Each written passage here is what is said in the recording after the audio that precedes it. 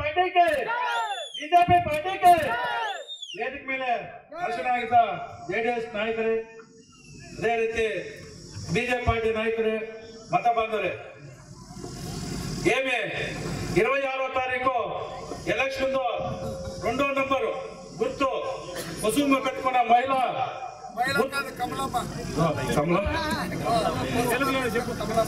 ఎత్తుకున్నారు.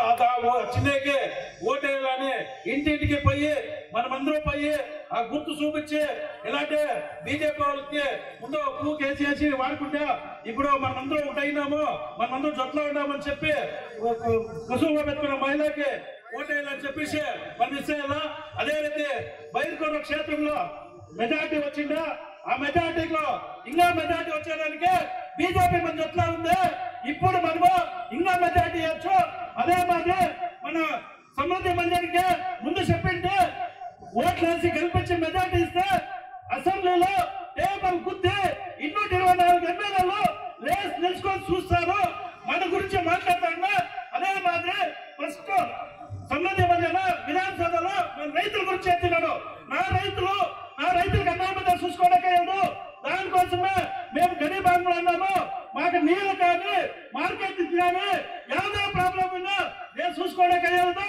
మా రైతులకి మా ములబాయి రైతులకు కావాలని చెప్పి గలా చేయడం అంటే ఎవరైనా ఉంటే ములబాయిలో శాంతిమైతే చెప్తారు. అలా అదే 5,00,000 ఓట్లను గెలిపించినాము.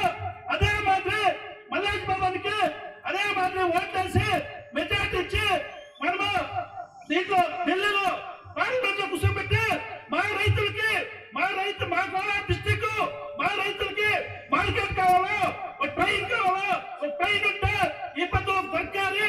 10 రూపాయలు 20 రూపాయలు అవుతుంది, 20 రూపాయలు 50 రూపాయలు అవుతుంది. మాకు అవన్నీ కావాలనే దానికి మన మల్లేష్ బాబాకి ఓటేసి కల్పించాలా. మల్లేష్ బాబా దీంట్లో ఢిల్లీలో ఎలా చేసినాడు, మన రైతులకు పవర్ వస్తుంది. ఆ పవర్ ఇచ్చిన మనమే ఆ పవర్ అందరూ సేవ పంపించి మెజార్టీ 1.5 లక్షల మెజార్టీ మన ములబాల్ తల్లికి.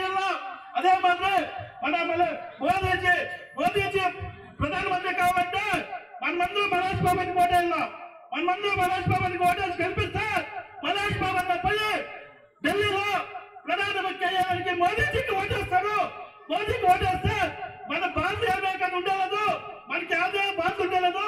అవన్నీ చూసుకునేకి మన ఎమ్మెల్యే ఉంటారు, మన ఎంపీ ఉంటారు, మనకి ఆదాయ ప్రాబ్లం ఎక్కడ చూసుకుంటారని మనం అంతా ఇచ్చి వాళ్ళకంతా ఓట్లేసి మెజార్టీలో కల్పించి పంపిస్తే మనకి అన్నీ ఉంటాయి, అన్ని కరెక్ట్ గా ఉంటాయని చెప్పి ఈ 4 మాటలు మాట్లాడితే అవసరం మీకు అందరికీ నమస్కరిస్తా.